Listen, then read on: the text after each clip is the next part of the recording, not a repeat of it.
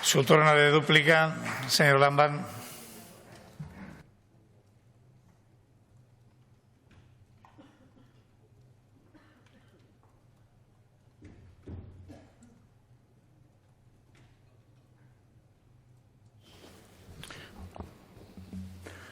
Gracias, señor presidente. Creo que todos estamos de acuerdo en que los dos principales problemas que tienen los jóvenes para tratar de que sus oportunidades en la vida sean equiparables a las de sus padres y sus abuelos, no facilitar eso desde los poderes públicos sería un fracaso histórico de primera magnitud. Creo que todos estamos de acuerdo en que los jóvenes tienen dos problemas fundamentales: el empleo y la vivienda. Y el empleo, para que empiece a resolverles los problemas, para que ellos, los jóvenes, los muchachos y las muchachas de la comunidad puedan tener empleos dignos, es absolutamente fundamental. Primero, que haya empresarios que inviertan, que eso por suerte está ocurriendo y va a ocurrir más todavía. Y segundo, que haya personas capacitadas para ocupar esos empleos. Y lo cierto es que hemos visto cómo en algunos sectores de la economía, en la construcción, en la rehabilitación de vivienda que se avecina, en choferes de camiones, en empleos digitales fundamentalmente, hay muchos miles de puestos que se pueden generar y para los que en este momento el mercado de trabajo no puede dar respuesta. Hemos hablado antes de la cuestión de la vivienda. El acceso a una vivienda digna es fundamental para el desarrollo normal de cualquier personalidad y en este momento el precio de la misma o la poca cuantía de los salarios impide ese ejercicio de libertad por parte de los jóvenes. Creo que el esfuerzo que se trata de hacer en formación profesional en los próximos años está perfectamente alineado con ese magno propósito. Ayer hablábamos de cifras espectaculares, pero tampoco eran sueños ni ambiciones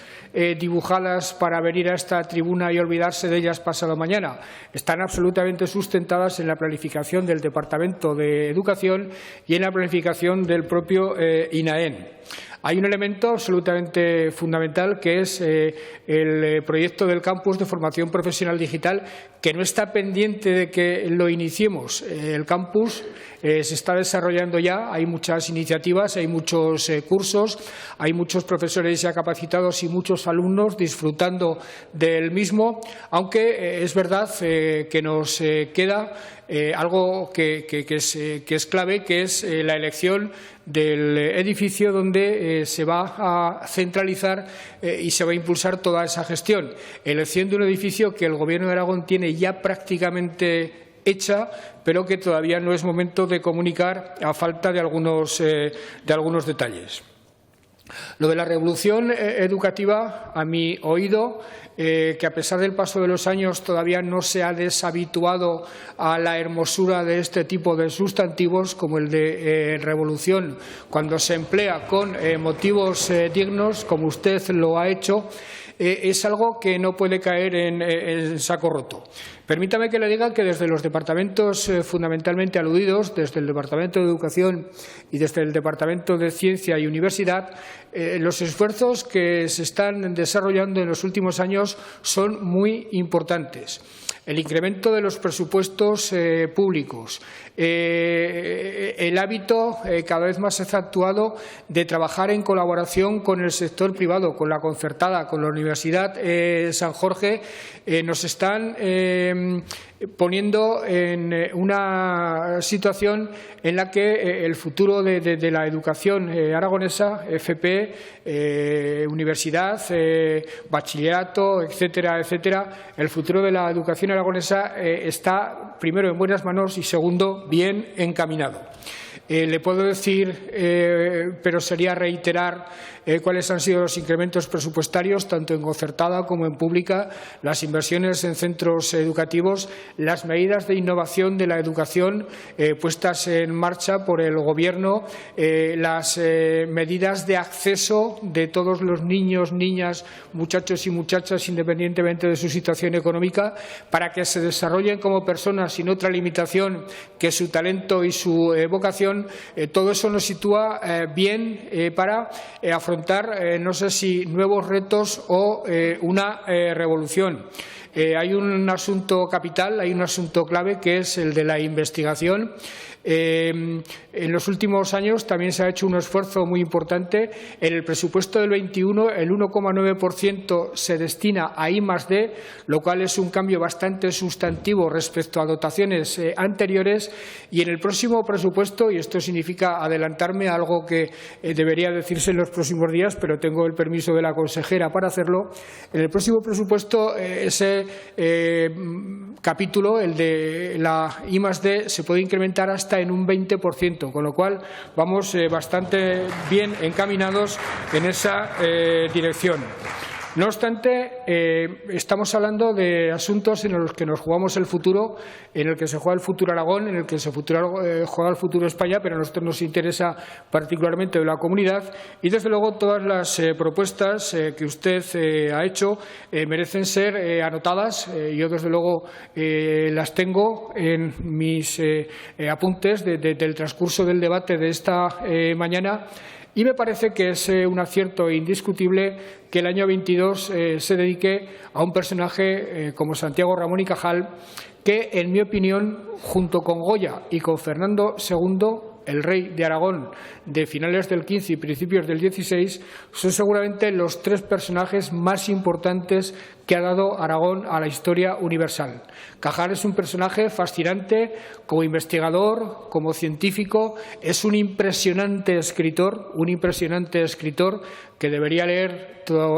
aquel que todavía no lo ha hecho, sus recuerdos de infancia y juventud, el mundo visto desde la ancianidad o desde la vejez. Era un dibujante, podía haber sido un pintor absolutamente deslumbrante, era un genio de la naturaleza, casualmente nacido en Aragón y educado en pueblos aragoneses, educado en el medio rural aragonés y surgido como un genio contra viento y marea, contra cierzo y marea, que diría Irene Vallejo, porque desde luego las condiciones en las que desenvolvió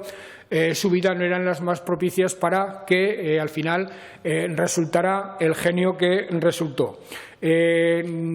Tomo nota y en este caso me comprometo a que el Gobierno lidere ese año Cajal y que ese año Cajal se ha entendido como un revulsivo, se ha entendido, como usted lo ha definido, como un acicate para esa revolución educativa, para ese implemento de los esfuerzos que ya está haciendo el Gobierno y que, por muchos que sean, siempre serán pocos y, por tanto, propuestas como la suya nunca pueden ser desoídas y, desde luego, la que ha hecho esta mañana no va a ser desoída en absoluto. Dice usted que la economía tiene que volver a coger velocidad de crucero. He de reconocer que igual que usted se sorprendía de que un año después estemos razonablemente bien, desde luego mejor de lo que pensábamos que estaríamos cuando lo veíamos con la perspectiva de hace 12 meses, y también es verdad que la economía se ha recuperado mejor de lo que en un momento determinado se pudo llegar a pensar. Los ERTES han ido suprimiéndose a una velocidad mayor de lo que yo creía. Es verdad que una serie de elementos inducen a la preocupación en cuanto al crecimiento, y el de los chips no es uno menor y el del precio de la energía no es ni va a ser un elemento menor negativo para nuestro desarrollo económico, pero yo confío mucho en que la recuperación de esa velocidad de crucero, si no se ha producido ya, se produzca de manera paulatina en los próximos meses. Tenemos 10 formidables motores de crecimiento, tenemos unos empresarios talentosos y comprometidos con la comunidad, tenemos unos sindicatos que combinan a la perfección la defensa del interés de los trabajadores con sentirse concernidos por el interés general del país y, por tanto, si desde luego el futuro no cabe pintarlo de rosa, sería una irresponsabilidad por mi parte. Creo sinceramente que con los elementos con los que estamos jugando, con los mimbres que tenemos para hacer el cesto, si el cesto nos proponemos hacer hacerlo entre todos, Aragón tiene ante sí un futuro de éxito independientemente de quién gobierne después del año 23, porque lo que tenemos que intentar por todos los medios es que las principales inercias de la comunidad, los principales activos, las principales fortalezas de la comunidad se vayan produciendo, vayan dando resultados independientemente del signo del gobierno de cada momento. Muchas gracias, señor presidente.